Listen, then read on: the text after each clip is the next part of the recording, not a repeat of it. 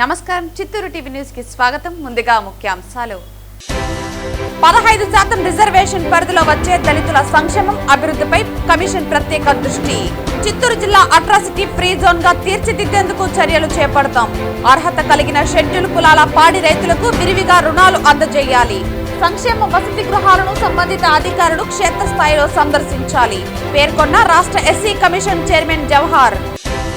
విధులలో నల్ల బ్యాడ్జీలు ధరించి నిరసన తెలిపిన ఏపీ మెడికల్ యూనియన్ లో ఉన్న అన్ని విభాగాల సిబ్బంది. 12వ పీఆర్సీ ఏర్పాటు చేసి 36% ఐఆర్ ప్రకటించాలి. జీపీఎస్ రద్దు చేసి పాత పెన్షన్ పద్ధతి అమలు చేయాలని డిమాండ్.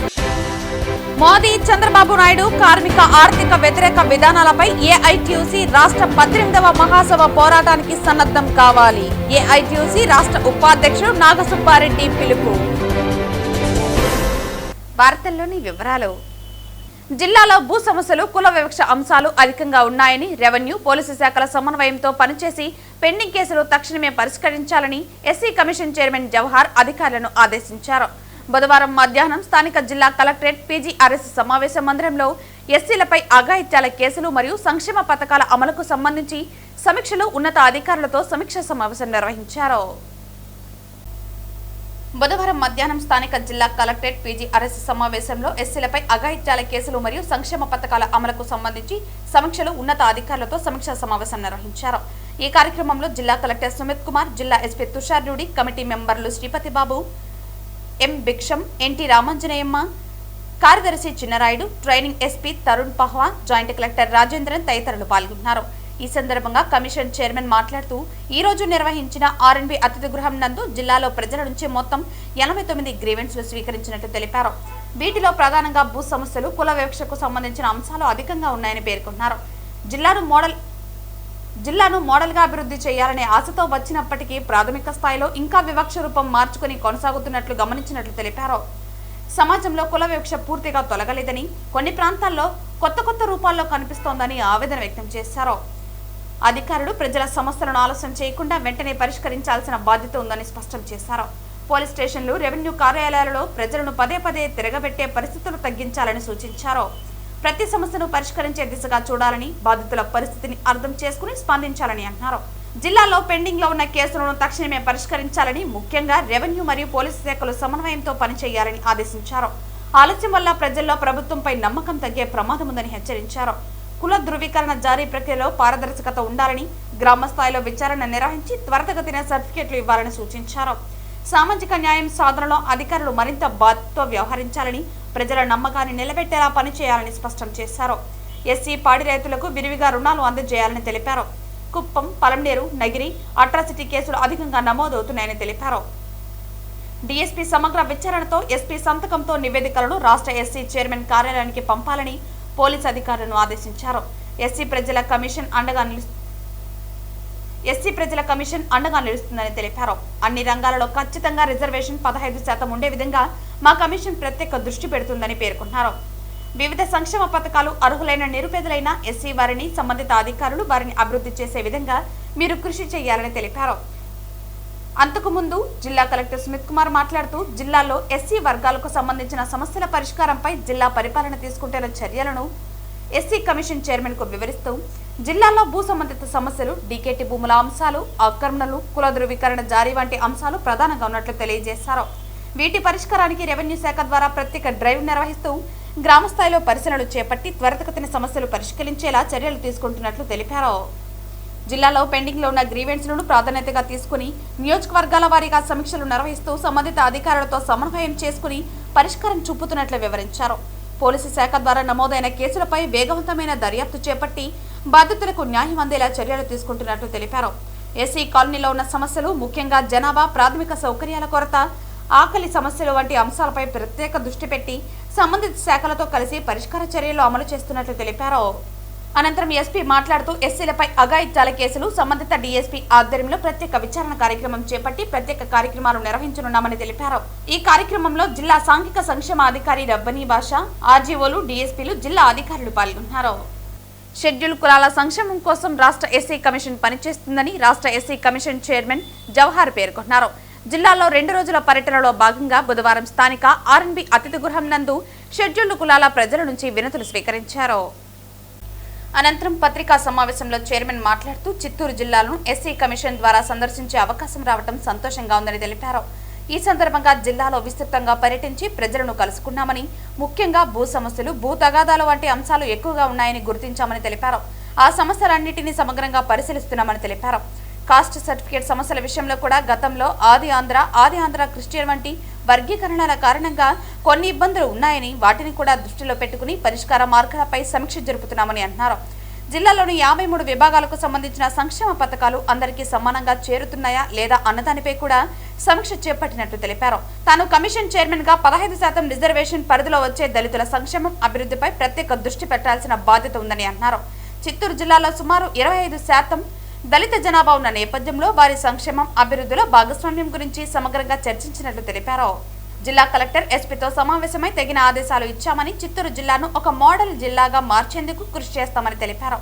అదేవిధంగా కుల వివక్ష రహిత జిల్లా, అట్రాసిటీ ఫ్రీ జోన్ గా తీర్చిదిద్దేందుకు చర్యలు తీసుకుంటామని తెలిపారు. భూ సమస్యల పరిష్కారంపై కూడా ప్రత్యేక దృష్టి పెట్టనున్నట్లు వెల్లడించారు. సప్లా నిధుల వినియోగంపై మాట్లాడుతూ జిల్లాకు కేటాయించిన నిధులు నిర్దిష్ట శాతంలో ఖర్చు చేయకపోతే సంబంధిత ఆధారాలతో ఫిర్యాదు చేస్తే ఖచ్చితంగా న్యాయం జరిగేలా చూస్తామని తెలిపారు.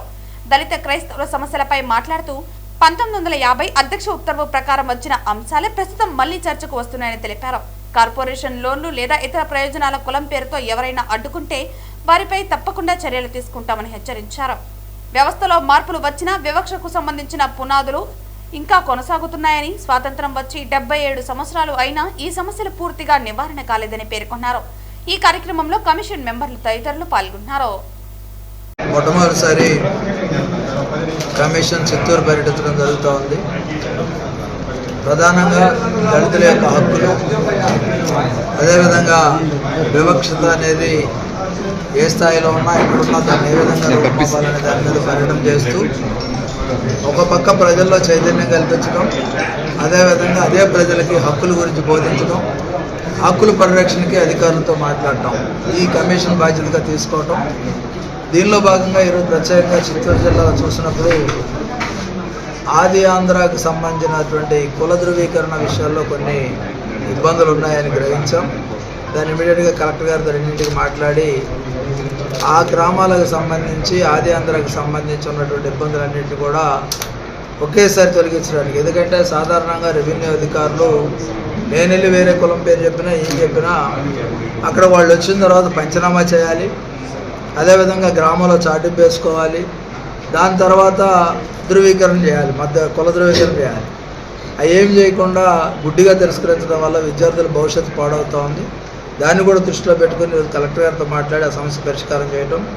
అంతేకాకుండా ప్రధానంగా ఏదైతే సిఎంసి వేలూరు సంబంధించి ఒక 22 ఎకరాల భూమిని వాళ్ళు ఆక్రమించారని, అదేవిధంగా అక్కడున్న వ్యక్తులు వాళ్ళ మీద దాడి చేశారని చెప్తా ఉంటే వాళ్ళు 20 ఎకరాల పైన ఉన్నటువంటి ఒక దళిత కుటుంబం భిక్షాటన చేస్తూ ఉన్నటువంటి పరిస్థితులు, వాస్తవ పరిస్థితులు కూడా తెలుసుకొని ఇమీడియట్గా దాన్ని క్లియర్ చేసి ఆ కుటుంబాన్ని ఆదుకోవడానికి కూడా చర్యలు తీసుకోమని కలెక్టర్ గారిని ఆదేశిస్తాం. లేదు అదేదైనా ఇబ్బంది ఉందంటే మా కమిషన్ మెంబర్స్ వచ్చి నిజ నిర్ధారణ చేసి వాస్తవాలు ఏమున్నాయో అవి కూడా తెలుసుకోవడానికి అవసరమైతే వచ్చే నెలలో వాళ్ళ ఒక ప్రోగ్రాం ప్రత్యేకంగా పెట్టుకొని చేయడం జరుగుతుంది. ఈ జిల్లా దాదాపుగా, ఎందుకంటే అట్రాసిటీస్ చాలా తక్కువగా ఉన్నాయి, భూ కబ్జాలకు సంబంధించి, భూమికి సంబంధించి, దారులకు సంబంధించినటువంటి ఇష్యూస్ ఎక్కువగా రైజ్ అవుతూ ఉన్నాయి. ఎక్కడా కూడా మమ్మల్ని కొట్టారు, తిట్టారు ఇలాంటివి ఏం లేవు.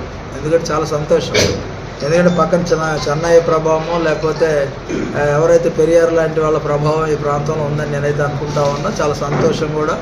అదేవిధంగా భూమికి సంబంధించి కానీ ఇతరత్రా కూడా అవి కూడా ఫ్రీ అయితే ఇది ఫ్రీ జోన్ చేయొచ్చు, అట్రాసిటీ ఫ్రీ జోన్గా చిత్తూరు చేయొచ్చు. దీన్ని మోడల్గా తీసుకోమని కూడా కలెక్టర్ కోరుతాం. ఓకే. ఏపీ మెడికల్ యూనియన్ రాష్ట్ర ప్రధాన కార్యదర్శి గిరిబాబు నాయుడు పిలుపు మేరకు ఏపీ మెడికల్ యూనియన్లో ఉన్న అన్ని విభాగాల సిబ్బంది విధులలో నల్ల బ్యాడ్జీలు ధరించి నిరసన తెలిపారు. యూనియన్ నాయకులు జయచంద్ర మాట్లాడుతూ ప్రభుత్వ ఆసుపత్రిలో ప్రధానంగా ఉద్యోగుల డిమాండ్లు తెలిపారు. యూనియన్ నాయకులు జయచంద్ర మాట్లాడుతూ ప్రభుత్వ ఆసుపత్రిలో ప్రధానంగా ఉద్యోగుల డిమాండ్లు తెలిపారు. 12వ పీఆర్సీ ఏర్పాటు చేసి 36% ఐఆర్ ప్రకటించాలని, సిపిఎస్ రద్దు చేసి పాత పెన్షన్ పద్ధతి అమలు చేయాలని, అలాగే పెండింగ్ లో ఉన్న డిఏలు మరియు సరెండర్ జీతాలను కాంట్రాక్ట్ ఉద్యోగులకు 11వ పీఆర్సీ ఎస్పీఎల్ ప్రకారం 100% గ్యాస్ సాలరీ ఇవ్వాలని డిమాండ్ చేశారు. ఇలా న్యాయమైన డిమాండ్లను వెంటనే అమలు చేయాలని కోరుతూ యూనియన్ నాయకుల ఆధ్వర్యంలో సిబ్బంది నిరసన తెలిపారు. ఏపీ మెడికల్ ఎంప్లాయీస్ యూనియన్ రాష్ట్ర ప్రధాన కార్యదర్శి గిరిబాబు నాయుడు పిలుపు మేరకు ఈరోజు రాష్ట్ర వ్యాప్తంగా పిఎస్సిస్ కానివ్వండి, టీచింగ్ హాస్పిటల్స్, వైద్య విధాన పరిషత్ జిల్లా హాస్పిటల్స్ రాష్ట్ర వ్యాప్తంగా 28 జిల్లాల్లో నిరసన కార్యక్రమాలు తెలియజేస్తున్నాము. 77 సంవత్సరాలుగా మెడికల్ ఎంప్లాయీస్ యూనియన్ పోరాటం సాగిస్తూ ఉంది మన డిమాండ్స్ పైన. ఇప్పుడు 12వ పిఆర్సీ కమిషన్ ఏర్పాటు చేసి 36% ఐఆర్ ప్రకటించాలని చెప్పేసి గవర్నమెంట్ కి ఇన్ఫార్మ్ చేయడం జరిగింది. సిపిఎస్ రద్దు చేసి పెన్షన్ పద్ధతిని అమలు చేయాలి. పెండింగ్ లో ఉన్న డిఏలు మరియు సరెండర్లు జీతం మంజూరు చేయాలి.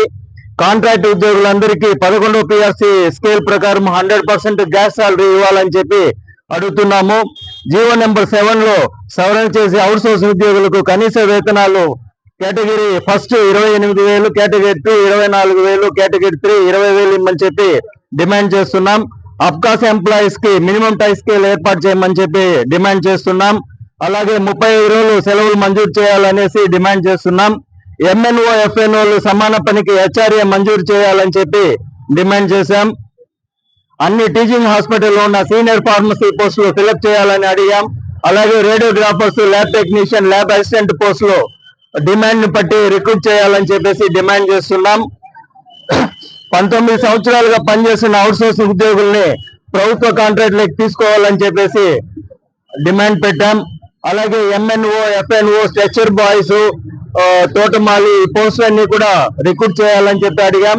ఎక్కడైతే డిమాండ్ జిల్లా హెడ్ క్వార్టర్స్ లో ఉంటుందో అక్కడంతా కూడా ఎంత అవసరానికి స్టాఫ్ అవసరమో ఆ పోస్టులన్నీ కూడా రిక్రూట్ చేయాలన్నాం.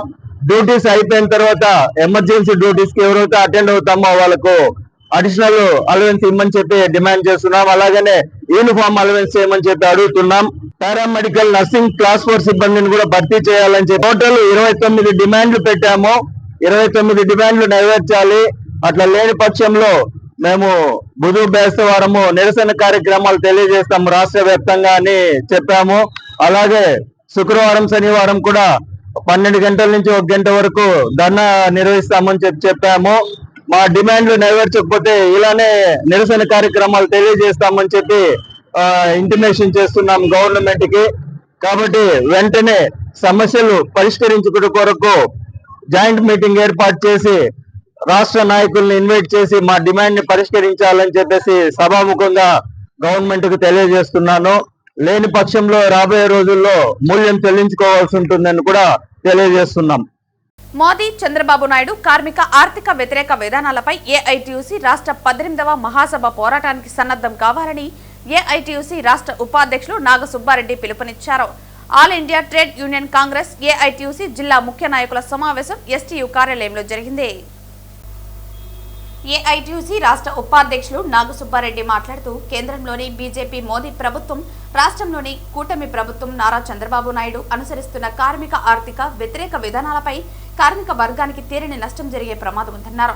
దీనిపై తిరుపతిలో మహానగరంలో ఏప్రిల్ 26 నుంచి 29 వరకు జరిగే ఏఐటీయూసీ రాష్ట్ర 18వ మహాసభలో రాష్ట్రంలోని యావత్తు కార్మిక వర్గం చర్చించి మోదీ, చంద్రబాబు నాయుడు కార్మిక ఆర్థిక వ్యతిరేక విధానాలపై పోరాటానికి సన్నద్ధం కావాలని పిలుపునిచ్చారు. కేంద్రంలో అధికారంలోకి వచ్చిన బీజేపీ మోదీ ప్రభుత్వం కార్మికులకు ఉద్యోగ వ్యతిరేక విధానాలు అవలంబిస్తూ కార్మిక వర్గం పోరాటం చేసిన ఫలితం సాధించుకున్న కార్మిక చట్టాలను, హక్కులను తుంగలో తొక్కి కార్మిక వర్గానికి నష్టం చేస్తోందని విమర్శించారు. గతంలో ఉన్న ప్రధాన మంత్రులు ప్రభుత్వ రంగ సంస్థలను ఏర్పాటు చేస్తే మోదీ అధికారంలోకి వచ్చిన తర్వాత ప్రభుత్వ సంస్థలను ఏర్పాటు చేయకపోగా ఉన్న ప్రభుత్వ రంగ సంస్థలన్నింటినీ కార్పొరేట్ శక్తులకు అప్పనంగా కట్టబెట్టడానికి దుయ్యబట్టారని అన్నారు. కార్మిక వ్యతిరేక చట్టాలను రద్దు చేసేంత వరకు పోరాటం సాగిస్తామని హెచ్చరించారు. ఈ కార్యక్రమంలో రైతు సంఘం నాయకులు రామానాయుడు, సిపిఐ జిల్లా కార్యదర్శి నాగరాజు, ఏఐటీయూసీ జిల్లా కార్యదర్శి కోదండయ్య, విజయ్ కుమార్, రఘు, గజేంద్రబాబు తదితరులు పాల్గొన్నారు. ఇటువంటి దుర్మార్గమైన పరిస్థితి కొనసాగుతూ ఉన్నది. అదే సందర్భంలో ఈ దేశంలో ఉన్నటువంటి పెరిమియర్ వర్క్ లో నిరంతరం కొనసాగేటటువంటి వర్క్స్ లో సంబంధించి కాంట్రాక్ట్ అవుట్సోర్సింగ్ విధానాన్ని తీసుకొచ్చి సమాన పనికి సమాన వేతనం లేకుండా సర్వోన్నత న్యాయస్థానం తీర్పు చెప్పినప్పటికీ కూడా ఏమాత్రము దాన్ని ఏ రాష్ట్ర ప్రభుత్వం కూడా అమలు పరచకుండా కేంద్రము, రాష్ట్ర ప్రభుత్వాలు ఈరోజు ముద్దు పేర్లతో స్కీమ్ వర్కర్లుగా అదే పద్ధతిలో కాంట్రాక్ట్ అవుట్సోర్సింగ్ విధానాన్ని ఈ ఏర్పాటు చేసి సాధించాలని జీతాలు ఇస్తూ ఉన్నారు. కనీస వేతనాలు లేవు. కేంద్రం చెప్తా ఉన్నది 26,000 రూపాయల కుటుంబం బతకాలంటే అవసరమని చెప్తా ఉన్నది. కానీ ఇచ్చేది మాత్రం 10,000, 12,000, 14,000, 15,000 ఇచ్చి చేతులు జరుపుకుంటా ఉన్నారు. కాబట్టి సర్వోన్నత న్యాయస్థానం చెప్పినప్పుడు సమాన పనికి సమాన వేతనం అమలు పరచాలా, కనీస వేతనాలు అమలు పరచాలా, MTS ను మినిమం టైం స్కేల్ ను అమలు పరచాలా. అదే విధంగా ఈరోజు ఆంధ్రప్రదేశ్ హైకోర్టు కూడా అనేక జిల్లాల అనేక రాష్ట్రాల హైకోర్టులు ఆంధ్రప్రదేశ్ హైకోర్టు కూడా ఈరోజు తీర్పు చెప్పడం జరిగింది. కాంట్రాక్ట్ అవుట్ సోర్సింగ్ విధానంలో పనిచేసే వాళ్ళందరినీ కూడా రెగ్యులరైజ్ చేయాలా, వారి పనిని బట్టి జీతం ఇవ్వాలా, సమాన పనికి సమాన వేతనం ఇవ్వాలా, వాళ్ళందరినీ కూడా రెగ్యులరైజ్ చేయమని చెప్పేసి చెప్పడం జరిగింది. దాని గురించి మాత్రం రాష్ట్ర కేంద్ర ప్రభుత్వాలు మాట్లాడడం లేదు. ఈ విధమైనటువంటి పద్ధతిలో ఈరోజు స్కీమ్ వర్కర్లు కనీస వేతనాలు లేక సామాజిక భద్రతా చట్టాలైన PF, ESI, గ్రాట్యుటీ చట్టాలు అమలు పరచకుండా ఈ రకరకాల పేర్లతో ఈ రోజు వారందరినీ కూడా బూడిగం చేసేటువంటి పరిస్థితి కొనసాగుతా ఉన్నారు. కాబట్టి దేశంలో కార్మికుడు సమ్మె చేసే హక్కు కూడా లేకుండా చేస్తా ఉన్నారు. ఇటువంటి దుర్మార్గకరమైన విధానాలు వ్యతిరేకంగా ఈ దేశంలో ఉన్నటువంటి కేంద్ర రాష్ట్ర ప్రభుత్వాలకు వ్యతిరేకంగా ఏ తీర్మానాలు చేయబోతా ఉంది 18వ రాష్ట్ర మహాసభలు. ఈ 18వ రాష్ట్ర మహాసభలు కీలక భూమిక పోషించబోతా ఉన్నాయి. రాబోయేటువంటి కాలంలో రాష్ట్ర కేంద్ర ప్రభుత్వాలకు వ్యతిరేకంగా ఉద్యమాన్ని తీవ్రం చేసి ఈ దేశంలో రాష్ట్రంలో ఉన్నటువంటి కేంద్ర కార్మిక సంఘాలను కలిసి వచ్చే ఫెడరేషన్లు అందరినీ కలుపుకొని ఉమ్మడి ఉద్యమానికి శ్రీకారం చుట్టేదానికి రేపు 18వ రాష్ట్ర మహాసభలు వేదిక కాబోతా ఉన్నాయి. ఈ 18వ రాష్ట్ర మహాసభలు తిరుపతిలో జరుగుతున్నటువంటి 26, 27, 28 తేదీల్లో ఈ రాష్ట్రంలో ఉన్నటువంటి ఈ జిల్లాలో ఉన్నటువంటి అన్ని కేంద్ర కార్మిక సంఘాలు, ఫెడరేషన్లు, కార్మిక సంఘాలందరూ కూడా పాల్గొని జయప్రదం చేయవలసిందిగా AITC పిలుపునిస్తా ఉన్నది. దేశానికి రేపటి పౌరులైన నేటి విద్యార్థులను మత్తు పదార్థాల బారిన పడకుండా ఆరోగ్యకరమైన మరియు బాధ్యతాయుతమైన జీవితాన్ని గడిపేలా తీర్చిదిద్దాలనే లక్ష్యంతో చిత్తూరు జిల్లా పోలీసులు ప్రత్యేకంగా డ్రగ్స్ అవగాహన కార్యక్రమాలు నిర్వహిస్తున్నారు. ఈ సందర్భంగా పూతలపట్టు ఇన్స్పెక్టర్ గోపి మాట్లాడుతూ నేటి యువతలో గాంజా, ఇతర మత్తు పదార్థాల వినియోగం పెరుగుతోందని ఆందోళనకర విషయమని పేర్కొన్నారు. మత్తు పదార్థాలు ఆరోగ్యాన్ని మాత్రమే కాదు, వ్యక్తి భవిష్యత్తును, కుటుంబాన్ని, సమాజాన్ని కూడా దెబ్బతీస్తాయని వివరించారు. ముఖ్యంగా విద్యార్థులు సరదా కోసం లేదా ఒత్తిడి కారణంగా మత్తు పదార్థాలకు అలవాటు పడడం భవిష్యత్తులో తీవ్రమైన సమస్యలకు దారితీస్తుందని హెచ్చరించారు. ఒకసారి అలవాటు పడితే బయటపడటం చాలా కష్టమవుతుందని, అది చదువు, కెరీర్, వ్యక్తిగత జీవితం అన్నిటిపై ప్రతికూల ప్రభావం చూపుతుందని తెలిపారు. NDPS narcotic drugs and psychotropic substation చట్టం ప్రకారం మత్తు పదార్థాలను కలిగి ఉండడం, వినియోగించడం, సరఫరా చేయటం, విక్రయించడం అన్ని చట్టవిరుద్ధమని, అలాంటి చర్యలకు పాల్పడిన వారిపై కఠిన శిక్షలు విధించబడతాయని స్పష్టం చేశారు. చిన్న తప్పిదం చేసినా భవిష్యత్తులో ఉద్యోగ అవకాశాలు కోల్పోయే ప్రమాదం ఉందని విద్యార్థులకు తెలియజేశారు. ఈగల్ టీం అధికారులు మాట్లాడుతూ విద్యార్థులు ఎవరైనా మత్తు పదార్థాల వినియోగం లేదా సరఫరా జరుగుతున్నట్లు గమనిస్తే వెంటనే పోలీసులకు సమాచారం అందించాలని కోరారు. సమాచారం ఇచ్చిన వారి వివరాలు గోప్యంగా ఉంచబడతాయని భరోసా ఇచ్చారు. డ్రగ్స్కు దూరంగా ఉండండి, మీ భవిష్యత్తును కాపాడుకోండి అనే నినాదాన్ని ప్రతి విద్యార్థి ఆచరణలో పెట్టాలని సూచించారు. ఈ కార్యక్రమంలో చిత్తూరు జిల్లా ఈగల్ స్క్వాడ్ ఇన్ఛార్జ్ అధికారి Prasad, Chittoor town drugs inspector Shrimati Keerthana, eagle team head constable Giri పాల్గొని విద్యార్థులకు మత్తు పదార్థాల ప్రమాదాలు మరియు NDPS చట్టంపై అవగాహన కల్పించారు. తిరుపతి ఎమ్మెల్యే ఆర్ఎన్ శ్రీనివాసులు ఈరోజు తిరుపతి నగరంలోని పలు అన్నా క్యాంటీన్లను ఆకస్మికంగా తనిఖీ చేశారు. ఈ సందర్భంగా ఆయన క్యాంటీన్లలో ఆహారం నాణ్యతను స్వయంగా పరిశీలించడమే కాకుండా అక్కడి లబ్ధిదారులతో మాట్లాడి వారి అభిప్రాయాలను తెలుసుకున్నారు. స్వర్గీయ NT రామారావు నామకరణంతో ఈ అన్నా క్యాంటీన్లు అప్పట్లో ప్రారంభమయ్యాయి. దురదృష్టవశాత్తు గత 5 ఏళ్ల ప్రభుత్వ కాలంలో ఈ అన్నా క్యాంటీన్లన్నీ మూసేసి వాటిని షాపులుగా, స్టోర్ రూములుగా మార్చి వారి బినామీలకు కట్టబెట్టడం జరిగింది. కానీ NDA కూటమి ప్రభుత్వం అధికారంలోకి వచ్చిన వెంటనే ముఖ్యమంత్రి నారా చంద్రబాబు నాయుడు, ఉప ముఖ్యమంత్రి పవన్ కళ్యాణ్, యువ నాయకులు నారా లోకేష్ ముగ్గురు కలిసి తీసుకున్న మొట్టమొదటి నిర్ణయం అన్నా క్యాంటీన్ల పునరుద్ధరణ. ఈ రోజు అన్నా క్యాంటీన్ ద్వారా దాదాపు 500 నుంచి 1000 మంది వరకు ఉదయం, మధ్యాహ్నం మరియు రాత్రి 3 పూటల కేవలం 5 రూపాయలకే నాణ్యమైన భోజనం పొందుతున్నారు. అంటే రోజుకు కేవలం 15 రూపాయలతో ఆకలితో ఉన్న ప్రతి ఒక్కరూ కడుపు నిండా భోజనం చేసే వసతిని ముఖ్యమంత్రి కల్పించారు. మధ్యాహ్న భోజనంలో పప్పు, సాంబార్, రసం, పెరుగు మరియు ఆవకాయతో కూడిన రుచికరమైన భోజనాన్ని వడ్డిస్తున్నారు. తిరుపతి ఆధ్యాత్మిక కేంద్రం మరియు ఇక్కడ పెద్ద పెద్ద ఆసుపత్రులు ఉండడం వల్ల ఇతర ప్రాంతాల నుంచి వచ్చే పేదలు, రోగుల బంధువులకు ఈ క్యాంటీన్లు ఎంతో ఆసరాగా నిలుస్తున్నాయి. ప్రజలందరూ ఎంతో సంతోషంగా ఉన్నారు. భోజనం చేసిన ప్రతి ఒక్కరూ చంద్రబాబు నాయుడికి, పవన్ కళ్యాణ్కి మరియు లోకేష్కి మనస్ఫూర్తిగా కృతజ్ఞతలు తెలుపుకుంటున్నారు. ఈ అన్న క్యాంటీన్ల ద్వారా పేదవాడి ఆకలి తీరుస్తున్న ప్రభుత్వానికి ప్రజల ఆశీస్సులు ఎప్పుడూ ఉంటాయి. తిరుపతి నగరంలో అన్నా క్యాంటీన్లు గౌరవ ముఖ్యమంత్రి గారు నారా చంద్రబాబు నాయుడు గారు ప్రవేశపెట్టడం జరిగింది. స్వర్గీయ ఎన్టీ రామారావు గారి నామకరణంతో అన్నా క్యాంటీన్లు అప్పటి నుంచి కూడా జరగడం జరుగుతోంది. గత ప్రభుత్వంలో 5 సంవత్సరాలు ఈ అన్నా క్యాంటీన్లంతా కూడా మూసేసి షాప్ రూములు వాళ్ళ బినామీలకి క్యాంటీన్లు, సొంత క్యాంటీన్లు పెట్టుకోవడం జరిగింది. ఎన్డీఏ కూటమి ప్రభుత్వం వచ్చిన వెంటనే గౌరవ ముఖ్యమంత్రి నారా చంద్రబాబు నాయుడు గారు, గౌరవ ఉప ముఖ్యమంత్రి శ్రీ కొణిదెల పవన్ కళ్యాణ్ గారు, యువ నాయకులు నారా లోకేష్ గారు ముగ్గురు కూడా ఎన్డీఏ కూటమి ఏర్పాటు అయిన వెంటనే మొట్టమొదటి కార్యక్రమం అన్నా క్యాంటీన్లు పునరుద్ధరించడం జరిగింది. ఒక రోజుకు ఒక అన్నా క్యాంటీన్లో దాదాపు 500 మంది ఉదయము, మధ్యాహ్నం, రాత్రి 3 పూట్ల 5 రూపాయలకు, ఒక పూటకు 5 రూపాయల చొప్పున 3 పూట్లకు 15 రూపాయలతో ఆకలితో ఉన్న ప్రతి ఒక్కరూ ఈ అన్నా క్యాంటీన్లలో దాదాపు 1500 నుంచి 2000 మంది వరకు భోజనాల వసతి కల్పించిన ముఖ్యమంత్రి గారికి కృతజ్ఞతలు చెప్తున్నారు.